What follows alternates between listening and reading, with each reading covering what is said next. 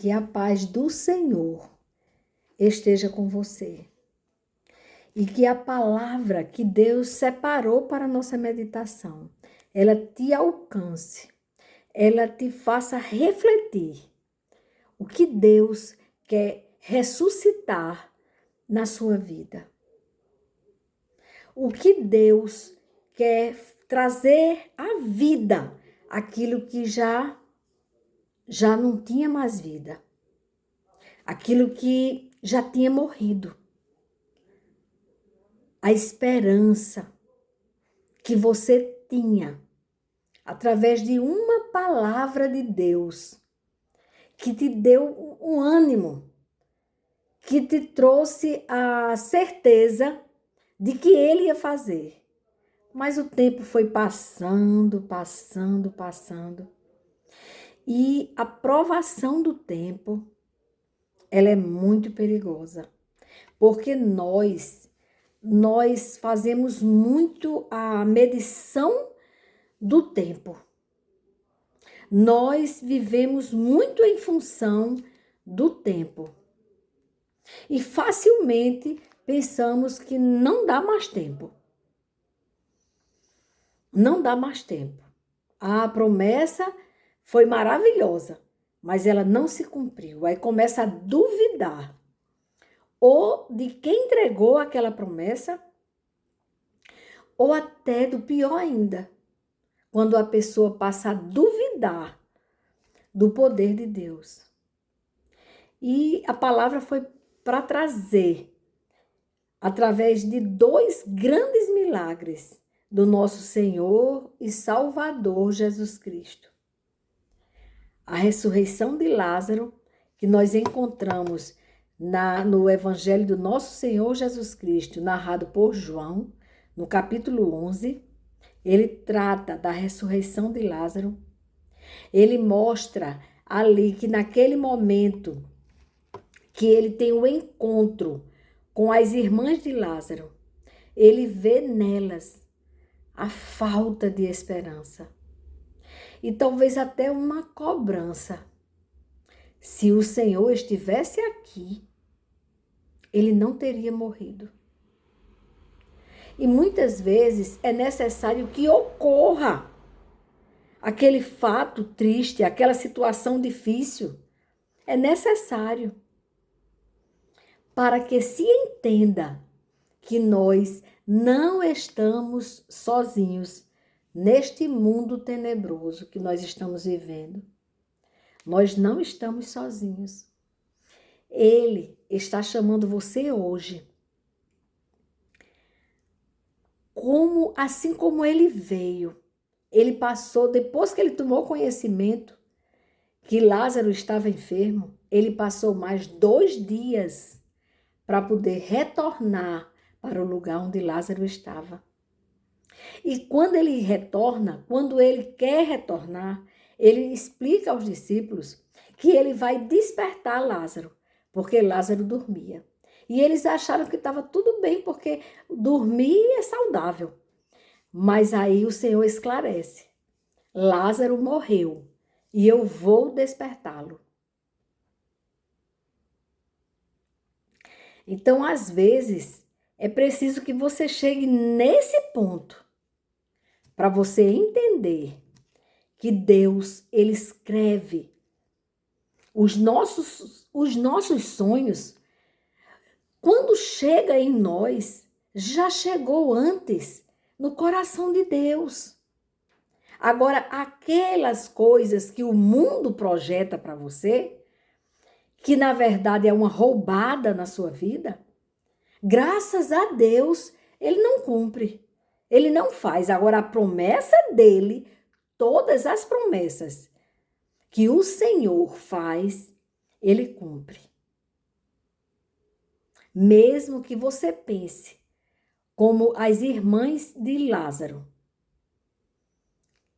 que já é muito tarde, que já passou o tempo, que não dá mais tempo para a promessa se cumprir.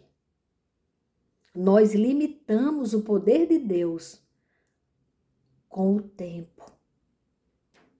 Não entendemos que para Deus não existe isso. Inclusive, amados, eu quero fazer aqui um esclarecimento que no vídeo passado, quando eu expliquei que o reino de Deus, apesar de ser eterno, ele teve um tempo de início aqui na terra. Quando eu falei o tempo de início, a vinda de Cristo foi o cumprimento da reconciliação do Pai com a humanidade e também ali a concretização do plano de Deus, do reino de Deus aqui na terra.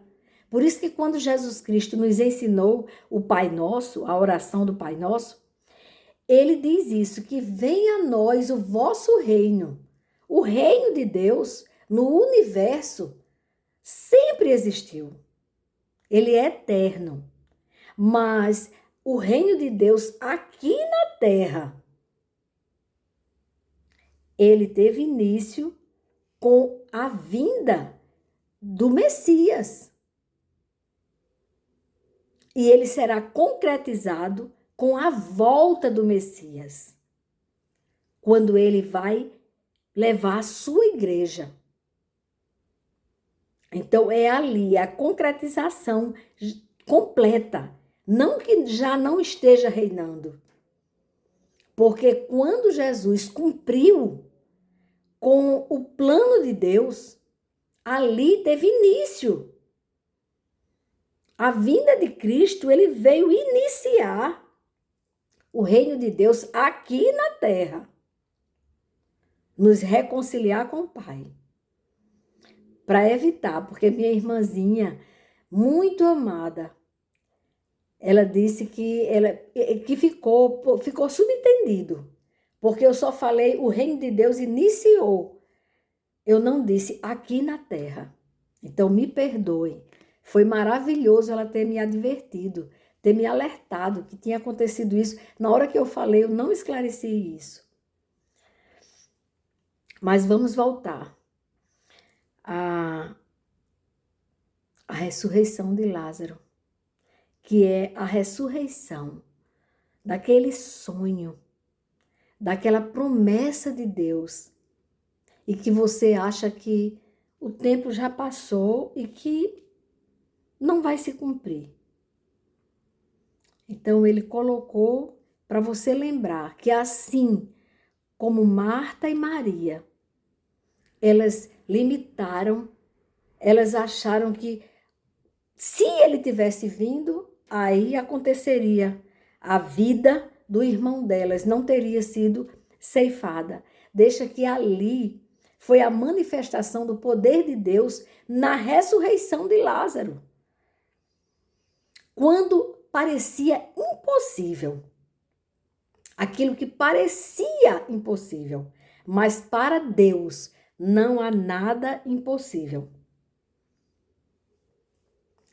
E aí, o Senhor me trouxe à memória o filho da viúva de Naim. Como foi que Jesus encontrou aquela mulher?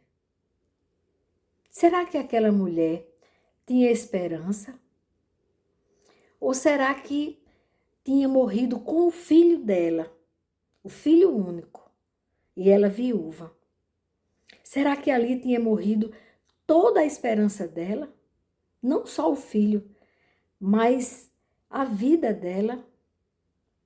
Foi assim que Jesus Cristo encontrou aquela mulher.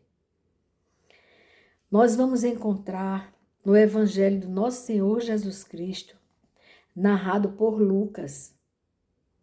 E no capítulo 7,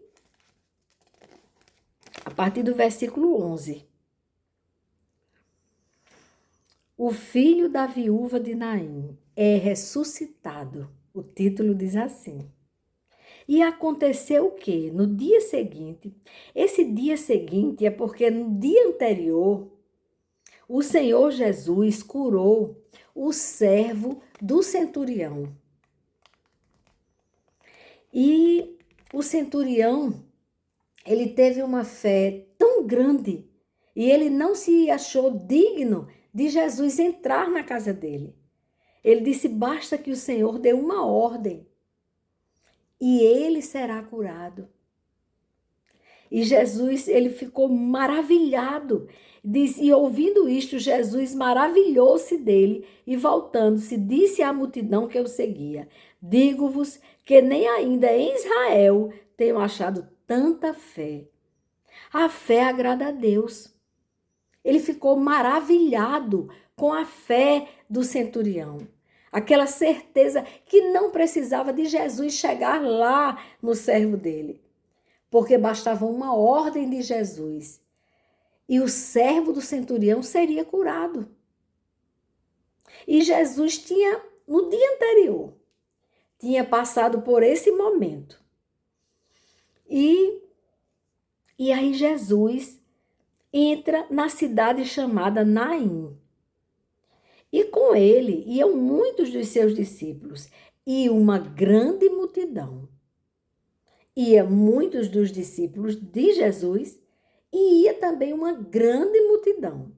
Aquela multidão estava animada, seguia Jesus, porque via os feitos de Jesus, os milagres que Jesus fazia. Jesus socorria o necessitado, que seria uma doença ou uma fome, ou o que fosse, precisasse de ser liberto. Então, eles viram que Jesus, onde passava, transformava a tristeza em alegria, o desespero em esperança. Então, essa multidão que seguia Jesus entrando na cidade de Naim, ela se depara com uma multidão que vinha da cidade para fora para sepultar o filho da viúva. E quando chegou perto da porta da cidade, eis que levavam um defunto, o filho único de sua mãe, que era viúva. E com ela ia uma grande multidão da cidade. Essa multidão que estava saindo da cidade estava extremamente triste com a situação daquela viúva, com a dor daquela viúva. Você imagine o desespero daquela viúva, a falta total de esperança. Ela achava que era o fim. Como você que está me ouvindo agora, está pensando que é o fim. Levante-se. Não é o fim. Você não vai morrer antes que Deus cumpra com todas as promessas que Ele te fez. Não vai faltar uma só das promessas que o Senhor fez a você. Todas serão cumpridas. Creia. Jesus disse isso para uma das irmãs de Lázaro. Ele disse: se creres, verás a glória de Deus. Creia. Não deixe que este momento de espera paralise a sua fé.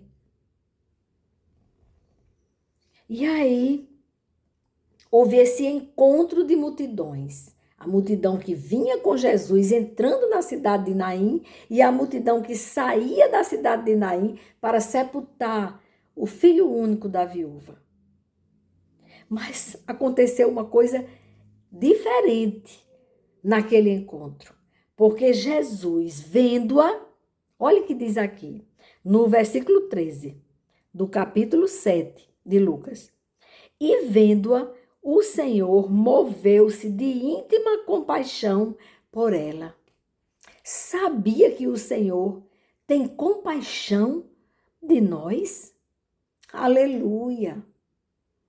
Sua dor não passa desapercebida para o Senhor dos Exércitos. Ele contempla. Ele vê cada lágrima que você derrama no secreto. sem esperança. O Senhor está dizendo: ânimo. Ele está renovando suas forças. Ainda não é o fim.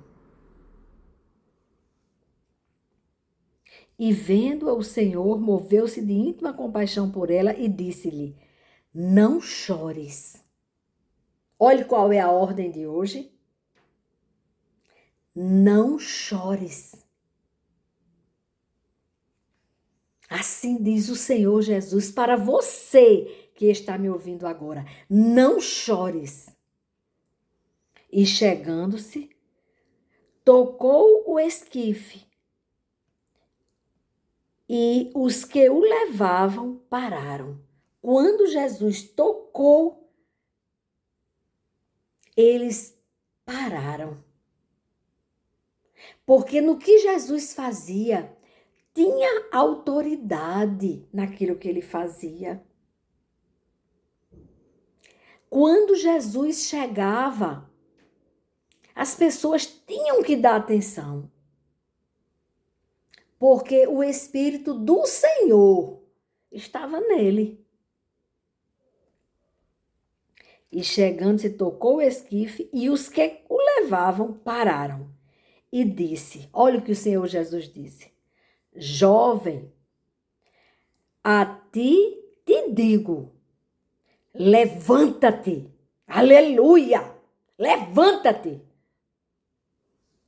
E o que fora defunto assentou-se e começou a falar. E entregou à sua mãe. Olha o que Jesus fez. Ele entregou aquilo que parecia impossível. O filho que ela tinha perdido. Se você tem um filho que te dá muito trabalho, que parece que está tudo perdido, que esse filho só traz desgosto na sua vida, que você já o tem como morto pelas coisas que ele vem fazendo, pelo distanciamento de Deus. Eu digo a você que basta uma ordem do Senhor, basta uma ordem, e ele voltará a ter vida.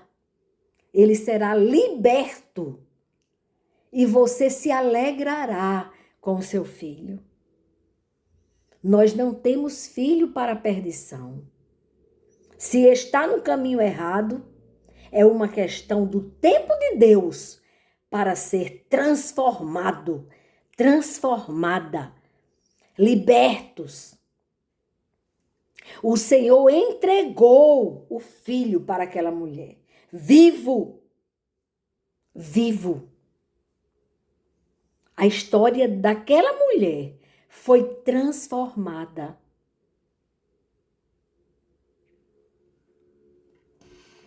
E aí o que aconteceu quando o Senhor Jesus entrega o jovem vivo para aquela mãe? Devolvendo vida para aquela mãe. E de todo, olhe só, e de todos se apoderou o temor. Quando as pessoas viram o mover de Deus, temeram. Está faltando temor. A sociedade corrupta, doente, ela não tem mais temor. Tema desagradar a Deus.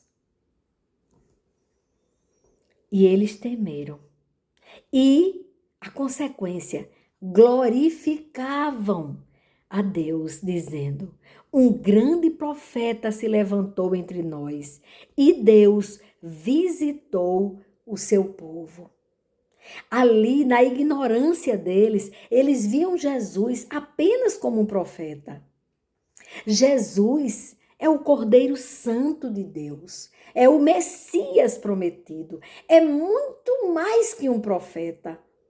Nenhum profeta entregou a própria vida por nós. Nenhum profeta entregou a própria vida por nós, pela humanidade.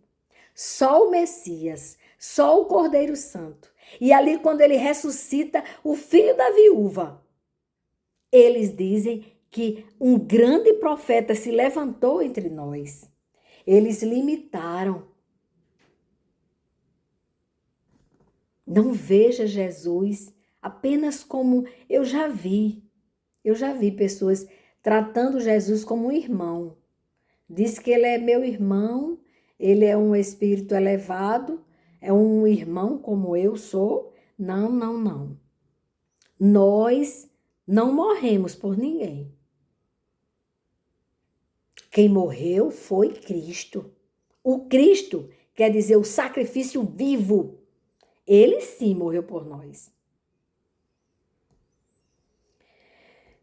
E eles reconheceram que Deus visitou o seu povo, é verdade. Jesus veio reconciliar a humanidade. Jesus veio reconciliar a humanidade com o Pai, com o Criador. Jesus veio trazer de volta a relação de pai e filhos.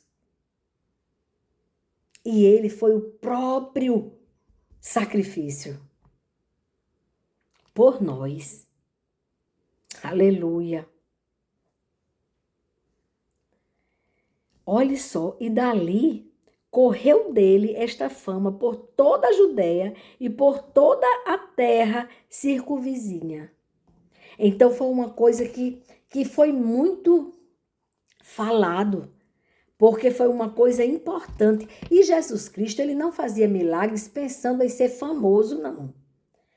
Ele fazia por amor. Por amor. Está faltando amor. O amor, ele transforma. A palavra branda afugenta o furor. E o amor de Deus transforma nossas vidas.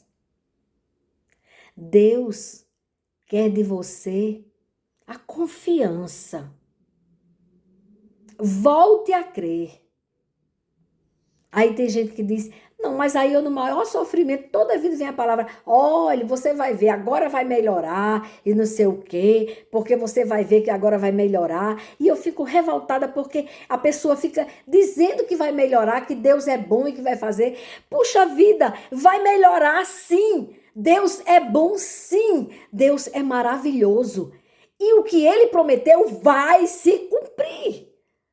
Mesmo que você não acredite. Mesmo que você não acredite. É uma pena, porque vai se cumprir. Ele não vai deixar de fazer porque você, de alguma maneira, cansou de esperar. O que Deus quer é que você se alegre nessa espera. Deus quer que você tenha uma posição de fé. Aquele filho que sabe que tudo que meu pai promete, meu pai cumpre. Tudo que ele promete, ele cumpre. Quando você entende isso, é uma questão do tempo de Deus, mas vai se cumprir. Eu me alegro com as promessas que eu tenho já do Senhor, eu me alegro. Mas eu estou vendo alguma fumaça dessa promessa? Ainda não. Mas tem problema não. Vai se cumprir. Quem prometeu é fiel e justo para fazer infinitamente mais do que pedimos ou pensamos. Tudo que Deus prometeu, ele vai cumprir sim. Aí não fique chateado se alguém vai e diz que vai acontecer, mas não aconteceu hoje e nem aconteceu ontem. E eu estou esperando. E por que essa demora? E por que...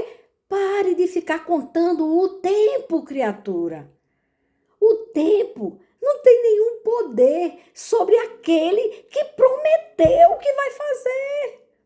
Então viva! Vai viver, vai servir a Deus enquanto você espera. Espere adorando. E como é que se adora a Deus? Não é só falando que o ama, que o adora. É fazendo, é atitude de quem adora. A atitude do adorador, primeira coisa que ele aprende é a amar o seu próximo. Ah, e é fácil amar o próximo? É sim. É muito mais fácil do que odiar. Não dê ouvidos ao mundo que você não vai ter nenhuma revolta contra o seu próximo. Quando você entende que a sua luta não é contra sangue ou carne, mas contra as potestades do mal, você vai parar de ver o seu irmão, a sua irmã, como inimigo, como alguém que queria magoar você. Comece a pensar, e se essa pessoa nem tinha intenção de me magoar? Então a gente tem que começar a ter postura de adorador. Postura de adorador. O adorador, ele adora em espírito e em verdade. O verdadeiro adorador, ele adora em espírito e em verdade. E há uma diferença grande, porque enquanto você adora, o céu se movimenta. Quando você adora a Deus, servindo a Deus, onde você estiver, no trabalho, na sua casa, com seus familiares, na rua, com pessoas que você não conhece, mas que Deus chama você para servir a Ele, ajudando aquela pessoa, ou alguém que você conhece e que nem merece, mas você, por obediência a Deus, faz, atende à ordem do Senhor, vai adorar a Deus obedecendo. Você imagine uma das coisas mais importantes, uma das formas mais nítidas do adorador é obedecer. Precisamos obedecer a Deus. Não, mas eu não sei o que Deus quer, porque eu não conheço as Sagradas Escrituras, porque é um livro com as folhas finas, papel manteiga, e são muitas folhas, e eu tô com preguiça. Agora, se for para pegar um celular, para ficar vendo piada, besteirol, aí eu tenho tempo, aí eu me animo. Agora, para ler que Jesus Cristo morreu por mim, que Jesus Cristo vai voltar, que está bem pertinho, que os sinais estão aí, não quero ver não. Aí você perde de estar no tempo da espera vivendo. Você fica vegetando, porque você fica se lamuriando. Ai, é uma lástima, porque ele não fez. Vou sucumbir. Ele não fez. Para com isso. Para de olhar para o teu umbigo e vai olhar para a vida de alguém que você pode abençoar. Vai viver. Quando você estiver servindo a Deus, que você sentir uma alegria bem grande no seu coração, é o Espírito Santo de Deus se alegrando em você. Aí você diz, menino, que coisa boa, eu estou com uma paz. Eu nem notei. Hoje eu passei o dia todinho e não cobrei a Deus a promessa. Porque eu estava ocupado adorando a Deus. Adorando aquele que não mentiu quando prometeu. Ele vai cumprir.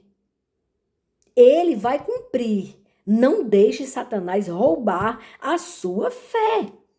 Não paralise a sua fé. Siga em frente. Deus quer que você tenha um renovo espiritual. Que você se levante, mesmo com dificuldade. E diga, eu vou servir a Deus. A partir de hoje, eu vou esperar minha promessa vivendo, adorando a Deus, servindo a Deus. E quando você menos espera, vem o cumprimento. É assim que ele faz. É assim. Hoje ele está dizendo, não paralise, não desista, não deixe de crer. Não deixe de crer. Deus é bom, Deus é fiel, Deus é misericordioso. Sustente a sua fé.